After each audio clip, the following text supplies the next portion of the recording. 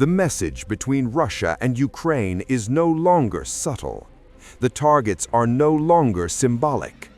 Ukraine repeatedly appears to be aiming straight at the very top of the Russian state, President Vladimir Putin himself. Again and again and again. Many now believe this is no coincidence. As truce talks linger in the background and diplomatic channels strain under the weight of war, Kyiv's strategy may be shifting towards something far more dangerous: provocation, a calculated gamble, one that could force Moscow into a dramatic response and, in doing so, unite the West more firmly behind Ukraine's cause. Tonight, the spotlight is once again on Moscow. Russian air defense systems shot down 2 Ukrainian drones flying toward the Russian capital. Moscow Mayor Sergei Sobyanin confirmed the interceptions, saying the Ministry of Defense's air defense forces successfully repelled the attack. One drone was destroyed as it approached the city. Another was shot down around 11:30 p.m. Moscow time. The capital briefly held its breath.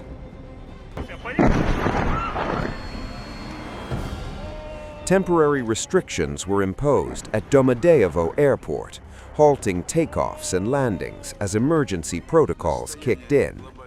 Russian officials insist there was no damage, no casualties. But the message was clear: Moscow was the target, again. And this was not an isolated incident.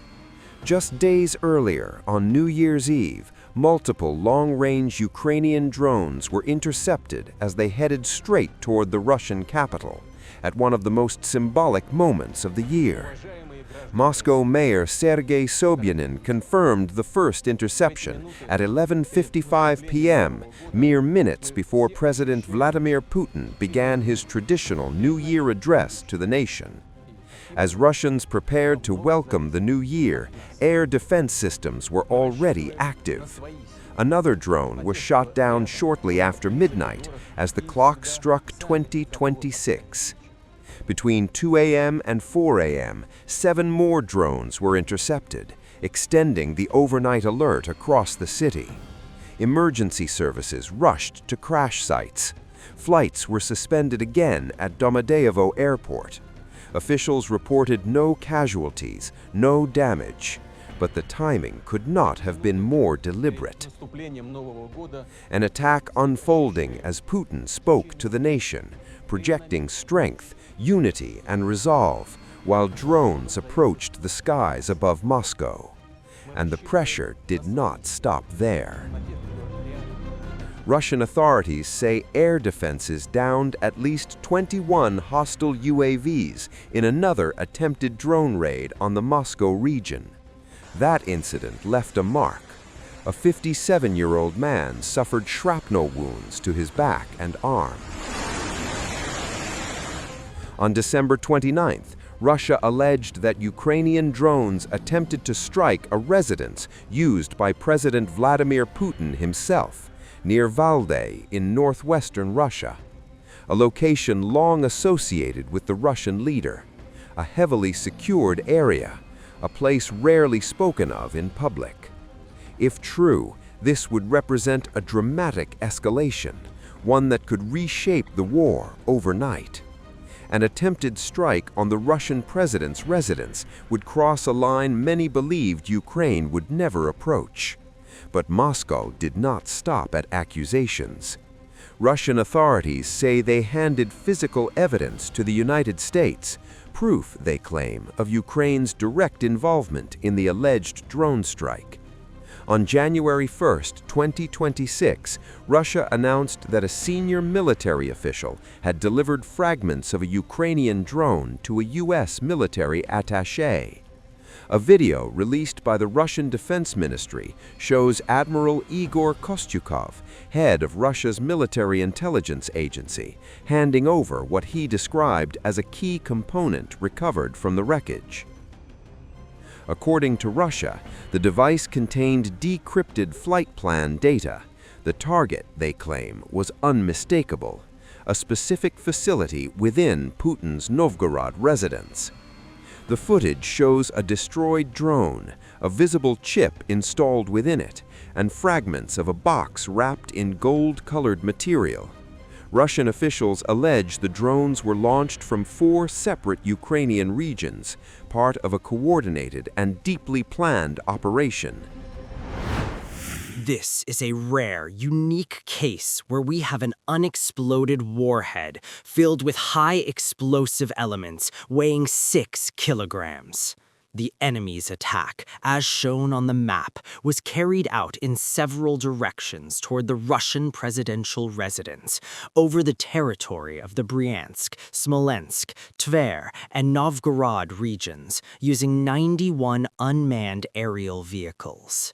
The strike formation, the number of airborne weapons used, and their operations from the southern, southwestern, and western directions clearly aimed at the area of the Russian president's residence in the Novgorod region clearly confirm that the terrorist attack of the Kyiv regime was purposeful, thoroughly planned, and had an in-depth nature. The claim was explosive, and yet Kyiv has remained silent. So what is really happening here?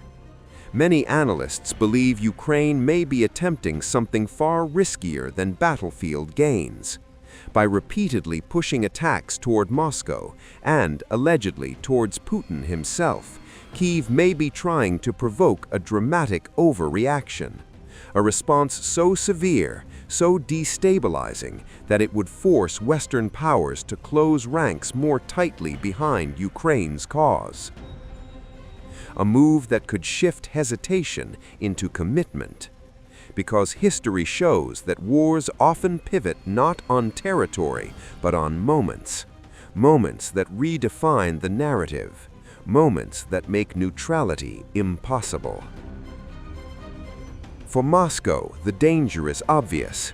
A miscalculation could widen the conflict, escalation could spiral beyond control, and any confirmed attempt on Putin's life would be treated not as an act of war, but as a direct challenge to the Russian state itself. Russia insists that its own strikes remain limited, claiming its forces target only Ukrainian military facilities and defense industrial sites using precision-guided weapons. Ukraine disputes that narrative. The truth, as always, lies buried beneath competing claims, counterclaims, and propaganda. But one thing is undeniable. The war is no longer confined to front lines. The skies over Moscow are now part of the battlefield. And with each drone interception, with each alleged assassination attempt, the stakes rise higher. This is no longer just a fight for territory. It is a fight for narrative, legitimacy, and survival. And if the goal is provocation, then the world may soon find out just how far both sides are willing to go.